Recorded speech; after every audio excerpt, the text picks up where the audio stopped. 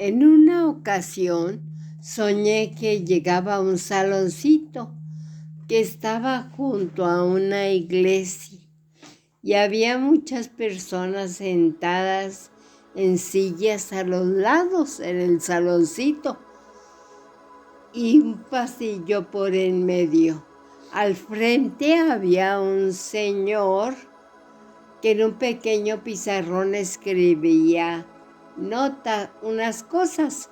A un lado, en una silla aparte, había un sacerdote.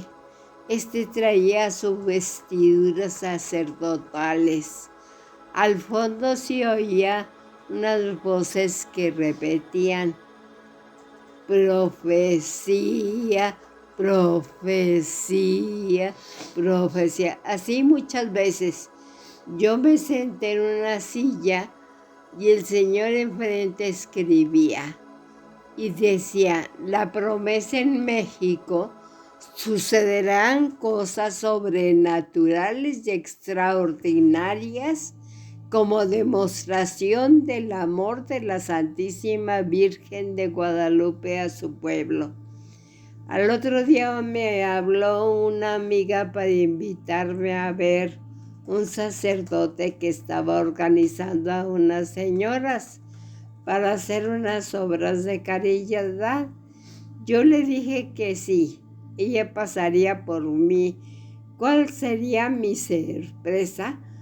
Que cuando llegamos era la misma iglesia, con el mismo saloncito a un lado. Y al frente, con su pizarroncito, estaba el Señor. Estaba el Padre a un lado, aunque sin sus vestiduras sacerdotales. Cuando entramos, fue tanta mi impresión que me sentía la cara muy caliente y no reaccionaba en forma normal. Mi amiga, que se había sentado, me jaló para que me sentara, pues yo de la impresión no reaccionaba.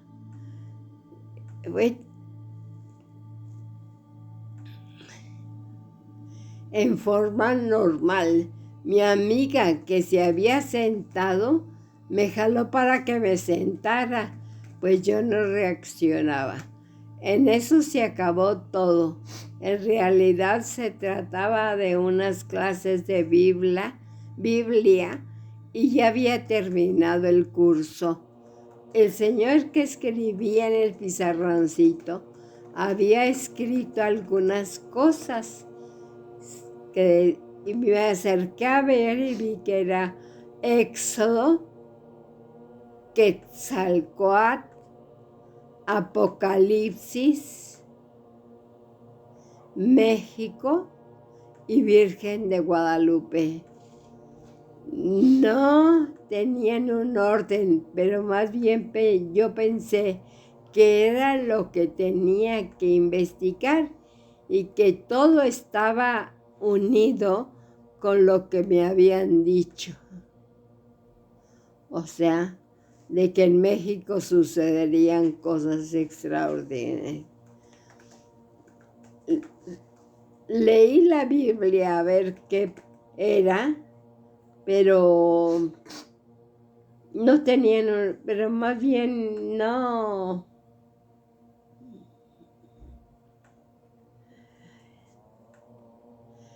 Yo tenía que investigar todo esto.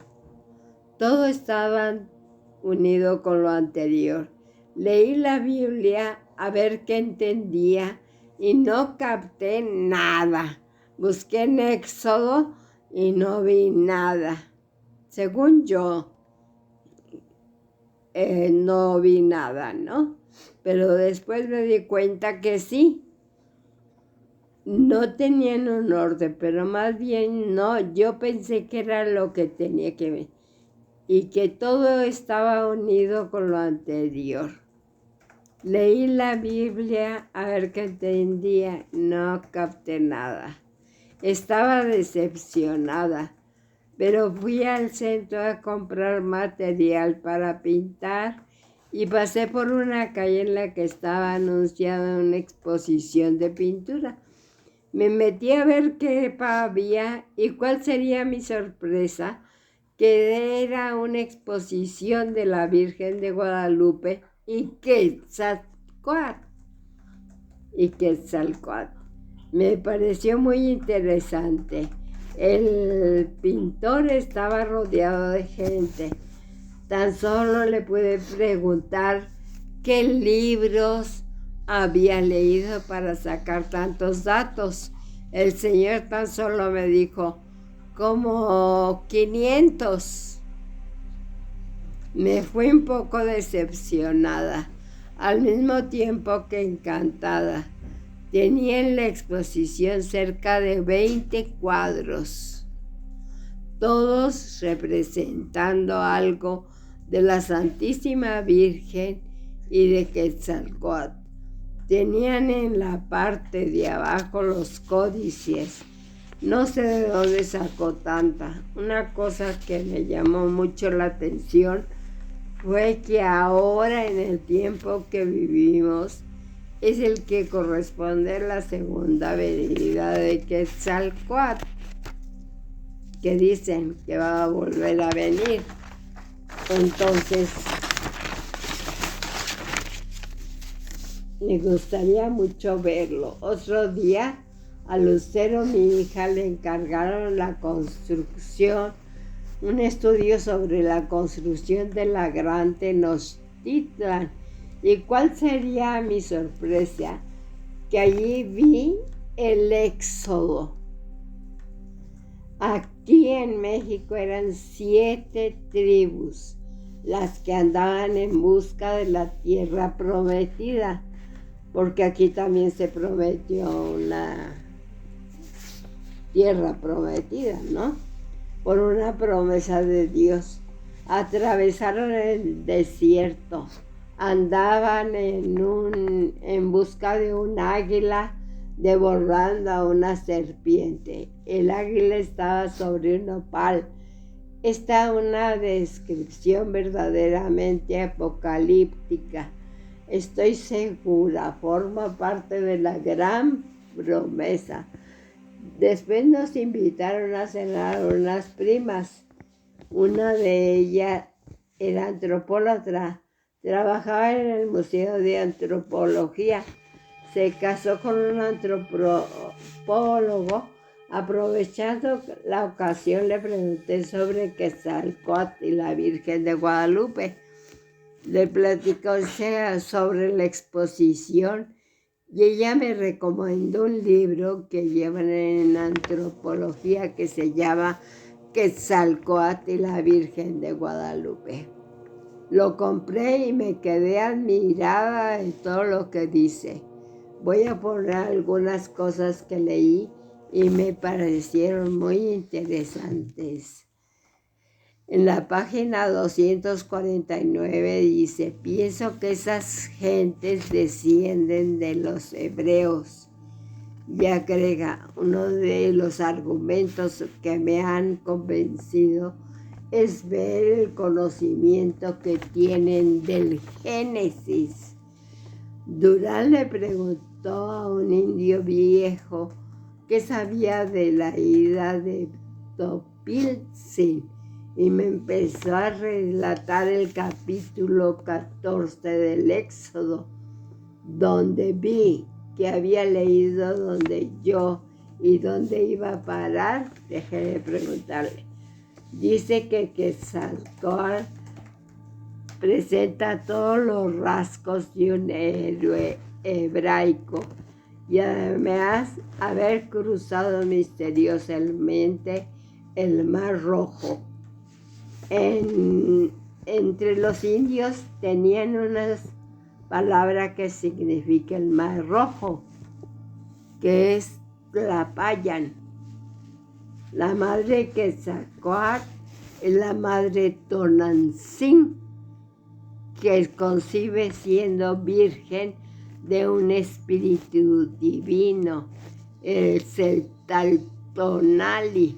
La madre Tonantzin en la que los indios iban a ver en donde ahora está la Virgen de Guadalupe, y se le conocía como la Madre Desconocida. Se representa barriendo, como yo. Bueno, es comentario con mi hijo. Quetzalcóatl tiene cruces en su capa y marcha sobre el Mar Rojo. Es el Codex Vaticanus 338. Se acentúan las creencias judeo-cristianas. Se pensaba que los indios, o al menos una parte, eran descendientes de la tradición profética, la que debía preludiar la llegada del reino perdido. Porque hay una profecía que dice eso, que cuando aparezcan los judíos perdidos, entonces es cuando se encontrará la que debía preludiarla, cuando la gran diáspora, su redescubrimiento y su retorno próximo a la tierra prometida, tenían mucho parecido.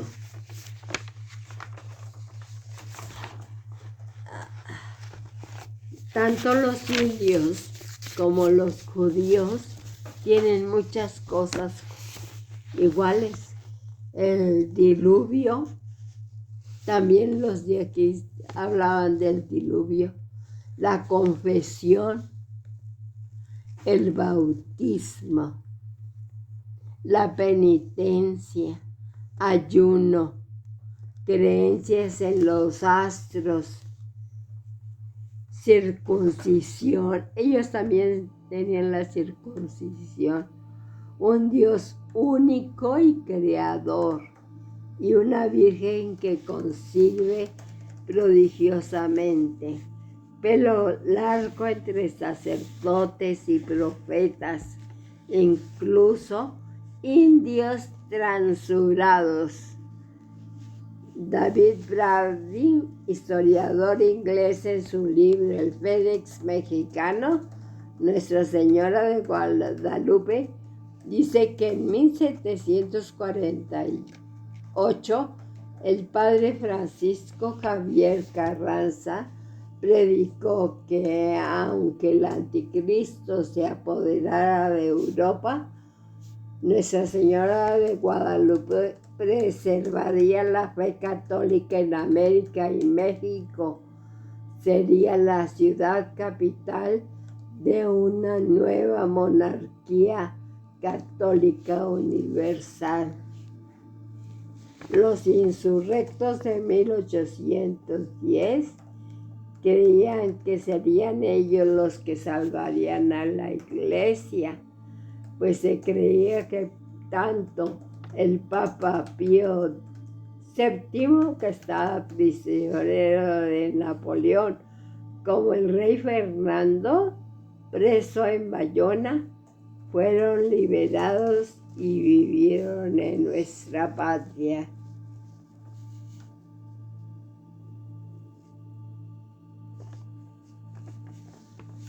Ya es todo.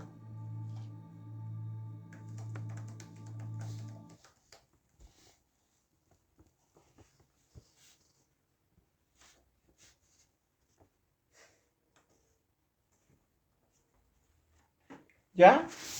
Sí. También viene lo de mi mamá. Ese está